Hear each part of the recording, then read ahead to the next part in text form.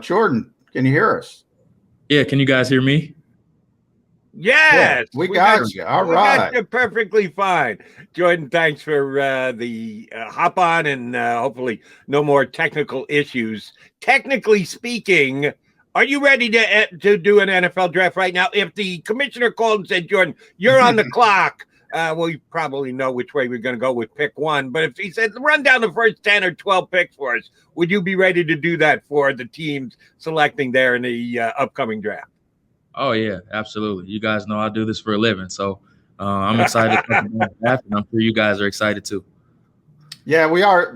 And by the way, it's draftnetwork.com. Jordan just put up his top 100 big board, I think, this morning. So everybody go check that out. Jordan played quarterback at the college level, coached it. And Jordan, we had Ron Jaworski, longtime, obviously, quarterback of the Eagles, on the show last week. He mentioned this as sort of a historic quarterback class. What do you think at the top of this draft? Is there a possibility we're going to see quarterback 1, 2, 3, 4 for the first time in the Super Bowl era? Yeah, I think so. I think it's a strong possibility. It wouldn't surprise me if even we see quarterbacks go 4 in a row, 1 through 4. That would not surprise me either, considering we'll see what Atlanta does. I think Matt Ryan still has some good years left in him, but if they want to go ahead and find a successor like Green Bay did last year with Jordan Love, that wouldn't surprise me if they do end up going that route. But we know Trevor Lawrence is presumably going to be the number 1 overall pick. I mean, at his pro day, Urban Meyer was basically in the huddle instructing everything that he wanted to see from him. So I would be surprised if he doesn't go number 1 overall. Number 2, I think it's pretty much a given that Zach Wilson is going to go number 2 overall to the Jets. And then number 3, that's really where the draft starts. In a sense, we've seen a lot of Mac Jones steam come out of San Francisco, and that may be a direction that they go.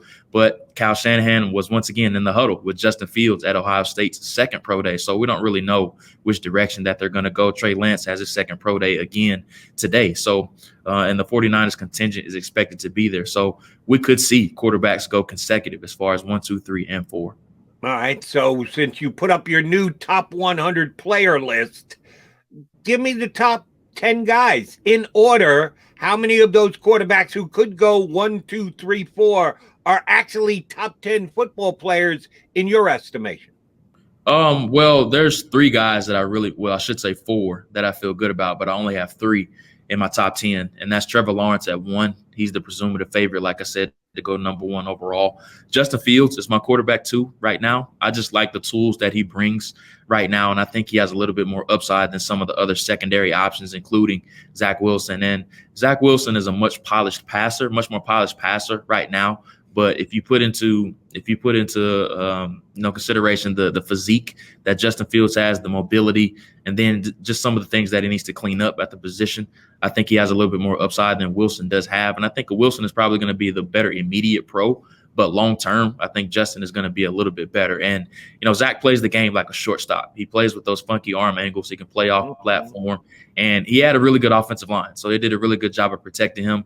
Level of competition is something that's always going to come up about him. But at the end of the day, he's not the athletic director. He doesn't make the schedule. He just has to go out there and execute of who he's playing against. And that's exactly what he did at BYU. Jordan, you just mentioned Trey Lance is having another pro day today. There have been second pro days for Justin Fields. Alabama had 2 pro days.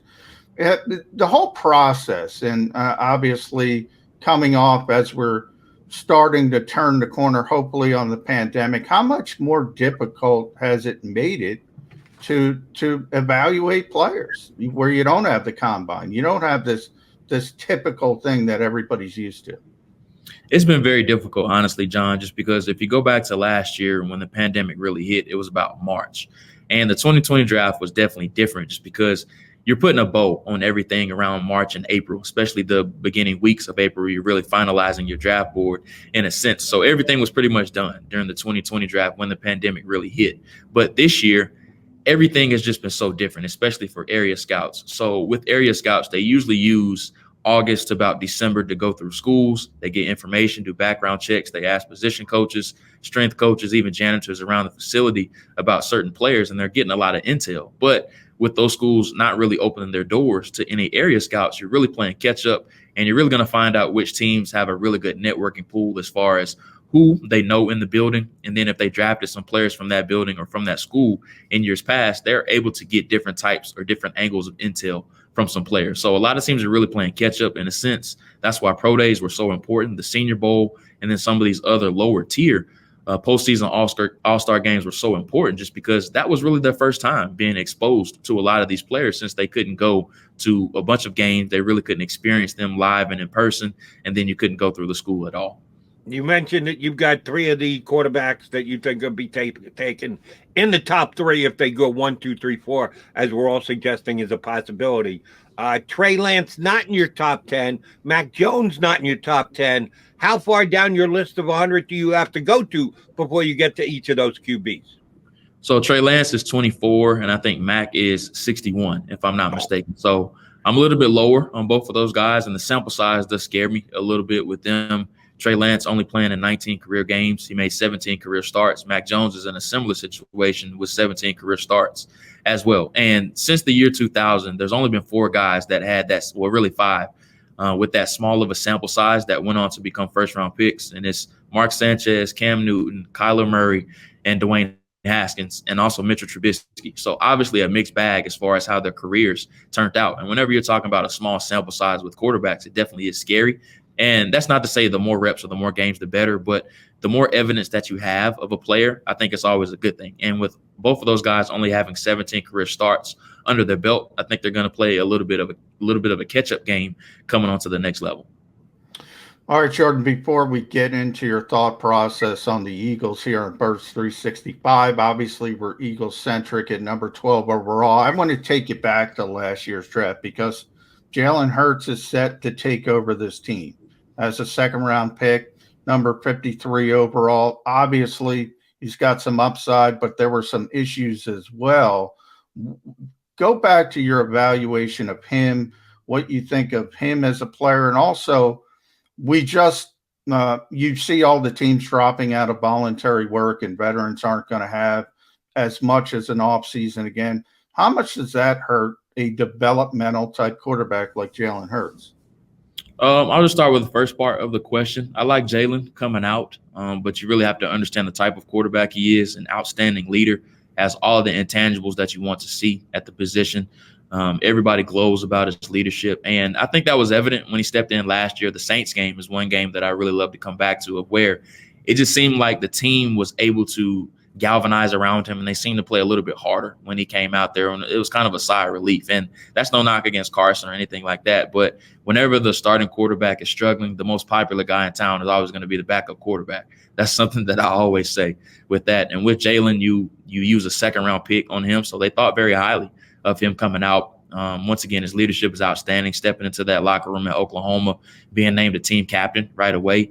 And then we saw the respect that guys like Tua Tagovailoa have for him. Nick Saban always glows about him when he talks about him too. Not the strongest arm in the world, but he's very efficient as far as all 3 levels of the field. You have to have some really good talent around him, and you have to involve him in the quarterback run game a lot. That's really how to get him going in a sense. But I think as far as his upside, I think he could be a top 15 to 20 quarterback in the league. I think that's probably as far as I would be willing to go with him right now. But I think the Eagles have to do a much better job of surrounding him with a really good supporting cast, just because he's going to need it. All right. Let me get back to your top 100 for this upcoming draft. And I appreciate the fact that you did that. It's one thing to do a mock draft, and then you're trying to assign a team and a need and weighing against your overall rankings and what a team needs to do. That's an exercise into itself. Just ranking them in order as per their talents, their skills, what kind of career you think you're going to have is a different type of task you undertake, which I like both, and I love to compare the two. I'm looking at your top 100, and you've got Jalen Waddle as the 4th best prospect in this draft. The kid can flat out fly. I understand that. It was unfortunate that he lost this year to injury the way that he did for Alabama. 4th best player in this draft? What is it about Jalen Waddle that you love that much? Explosiveness. And he's not your typical down the field wide receiver that just likes to take the top off of the defense. He brings you value in special teams, an outstanding kick returner, but he's very polished as a wide receiver as well. Go watch him against Missouri. He was outstanding in that game. And then there's just so many different ways that you can use him. He's not just a wide receiver. You can put him in the backfield if you want to. You can play him out of the slot, attack down the field, attack the intermediate areas, and then also the short areas of the field as well. And then prior to his injury, he actually led Alabama in catches, receiving yards, and then also touchdowns as well. So that just goes to show you the type of respect that they had for him there. And he was going to have a huge breakout year this year. He really was the fourth guy on that totem pole prior to this year, behind Jerry Jeudy, also Devontae Smith, and then Henry Ruggs as well. This was supposed to be his breakout year. He predominantly played in the slot prior to this year, but he transitioned outside, and they really used him all over the field. Plays the game with the jetpack on. That's what I like to say about him. He just moves at a different speed from his surroundings. And I think just adding that type of dynamic to your offense, that's why if I was a defensive coordinator, he would keep me up all night long, just because he would be a player that I would hate the game plan against. Yeah, pretty amazing the talent that was in that wide receiver room at Alabama. Xander, our producer, will like that. I point that out. But I do see, a guy that I projected the Eagles to take at number 12 overall in one of my mock drafts, and people hated me for it, Jordan. Elijah Vera Tucker, and you had him at number 10 overall. School the people on why this guy is such a good prospect. Versatility, that's the first thing that you have to understand about him. Played left guard his first 2 years at USC, was lights out there. Surprised a lot of people when he transitioned to left tackle this year, just because he doesn't have the quote-unquote length that you love to see at the position, doesn't have the 33-inch arms that a lot of NFL teams like to use as a threshold, but he simply just doesn't get beat. And he has some of the film of where he's not going to wow you with mowing guys over or anything like that. Has really good feet, really strong, always on balance, and really good pass sets, really strong in the running game. But like I said, he's not going to be plowing guys over, and he's not Quentin Nelson or anything like that. He's not going to have any of those bone-crushing blocks, but he's just overall solid. And a lot of people like to bring up the Oregon game about him, of where he was playing against Kayvon Thibodeau, who's a player we'll be talking about a lot this time next year as far as early on in the draft. But there was a lot of reps of where he was able to win. And he played that game with a bad hamstring as well, which is something that he talked about at his pro day. And he wasn't making any excuses for himself or anything. But outside of that game, I thought he played lights out last season. Jordan, want to ask about the cornerback position. Checking your top 100 rankings, you have the two guys who I think the Eagles may have their choice between, Patrick Surtain and J.C. Horn, rather close in the draft. But above them all, Caleb Fairley, you've got him in the top 10 at number 7, the 7th best prospect in the draft. I assume you're putting his physical question marks completely to the side and saying, I'm just evaluating what they did this past year, not projecting what they will do because of injuries and the like. What is it about Farley that you like so much? And have you gotten reports and or information that said, don't sweat the physical issues that he has. He's going to be perfectly fine and go on and have a tremendous cornerback career in the NFL? Well, in my updated top 100, I slid him down to cornerback 3, since the injury situation with his back. I don't have any access to the medicals, so I don't want to misquote or, say anything bad about him in that sense. I don't have any access to that. But I think as far as if we're just evaluating the talent, him and J.C. Horn and, of course, Surtain II are at the top as far as this cornerback class. And with those three guys, I don't think you could go wrong with either one if we're just basing it off of the talent. But my cornerback 1 in this class is J.C. Horn. I love the NFL bloodlines with him and Surtain II.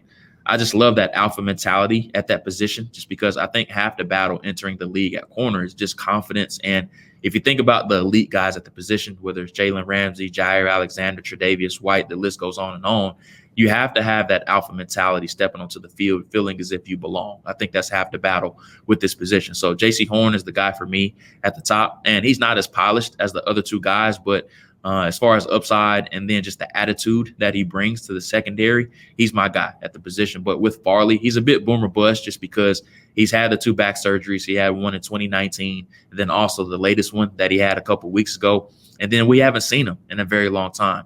It's been over like 500 days since we've seen him play his last game of football. And then you couple that with the back injuries and then the surgeries as well. But very long, 6'2", 205 pounds, can run, reportedly runs in the low 4.3s. That's something that he's been running during his training. But I love the way he's able to turn and run with wide receivers, very comfortable with attacking the ball out of the air as well.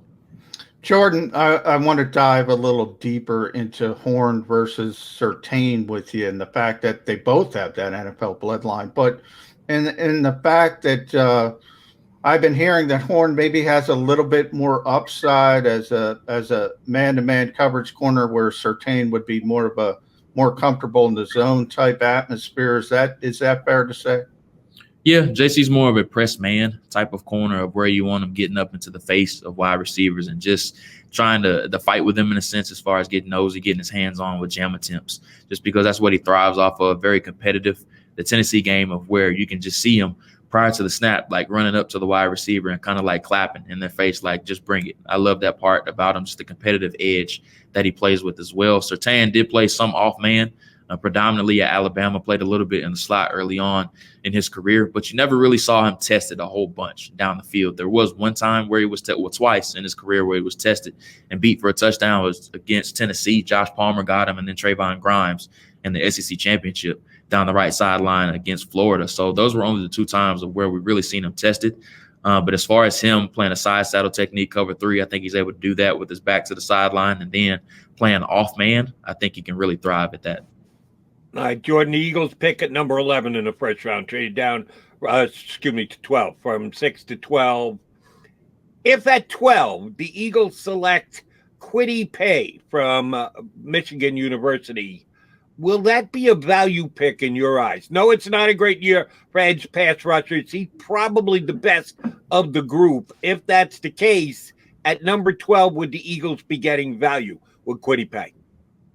I think it's a little early for Paye. I think they have some more pressing needs. I think they can address cornerback and then also wide receiver. I know they took Rager last year, but they don't have anything outside of him. And, you know, Jalen Hurts is throwing to guys like Greg Ward and J.J. Arcega-Whiteside. I just think they need a bit of an upgrade on the perimeter. So wide receiver or corner, I think, would be the better value. But, if they went edge rusher, I can see why they would do it, but I just don't think it's a super pressing need over wide receiver or corner for them. Jordan, I know you got to run here. You got your own draft meetings. Everybody's setting up their draft board for the big day. But I do want to get your thoughts on the defensive line as a whole, because it is a bit of a down year, at least at the top of the draft, not necessarily depth-wise. So where do you see the first edge rusher coming off the board, and is there an interior defensive lineman other than Christian Barmore worthy of being a first-round pick? I think 11 with the New York Giants. I think that's where we could see the run start on edge rushers. And the thing about this class is that there's no consensus guy at the top like we've seen in years past with Chase Young and Myles Garrett and the Bosa's. We just don't have that guy in this draft class. So you're talking about the Giants at 11. The Vikings at 14 could go a little bit against the grain and take one there. Las Vegas Raiders at 17 could take one. Even the Arizona Cardinals at 16, they could opt to take one, even though they signed J.J. Watt. They still could use a young pass rusher, especially after losing Hassan Reddick. So I think in the teens, the early to late teens, I think that's where we could see the first edge rusher go.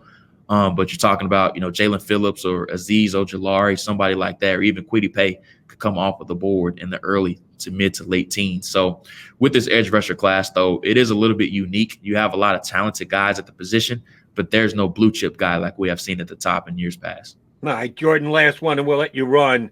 In listening to you here today, we know you're a draft expert. You actually sound a little like a general manager. So I'm going to give you general manager duties. Day 3 pick, not before. It's got to be day 3. So 4th round on. If the Eagles were to take a quarterback, we can project what quarterbacks will be gone in rounds 1, 2, and 3. A quarterback that would be left in round 4 or later, who would you tell the Eagles to keep an eye on, because this kid actually could develop into a guy who can play in the league despite being a day 3 pick? I'll go with Jamie Newman from Georgia. He's a player that kind of fell off a little bit. And what I mean by fell off is that there was a lot of question marks about him as far as when he came into training camp. He was in a position battle with JT Daniels, and he just suddenly left out of training camp. And there was a lot of question marks about that. Wake Forest, he was a bit of a one-year wonder there, went down, had a really good year in 2019, and then he just kind of tapered off after that. And we haven't seen him in a very long time. But if you're able to stash him for maybe 2 to 3 years, I think you have a really nice project on your hands. He has some things that he needs to work on. Kind of only a fastball pitcher right now. What I mean by that is he's pretty much a flamethrower. Like when he's throwing a 5-yard hitch, he tries to throw it as hard as he can. So he needs to understand ball speeds, understand how to loft the ball a little bit down the field, and then just understand some processing things as well. He played in a little bit of an unconventional offense at Wake Forest, so the pro game is going to be a little bit of an adjustment for him. So if you're able to sit him for about 2 to 3 years, you could have something there down the road. Jordan, good stuff. You gave us plenty to think about. We appreciate you hopping on board. Next 9 days should be fun for you. Be busy for you, but should be fun for you. We appreciate you giving us a couple minutes here today. Jody, John, thank you guys so much. It's always a pleasure. Our pleasure. That is Jordan Reid from the NFL Draft Network, giving us plenty to think about. I love the fact that he's going corner or wide receiver for the Eagles, not in the trenches. That'll be the big sticking point between me and my partner for the next 9 days. Which way are the Eagles going to go, inside or outside? I love the fact that he's got Justin Fields as quarterback number 2. I think he's kind of overrating Jalen Waddle. We'll come back. I want to ask you about the wide receiver position when we come back, J-Mac. John McMullen, Jody McDonald, we are Birds 365.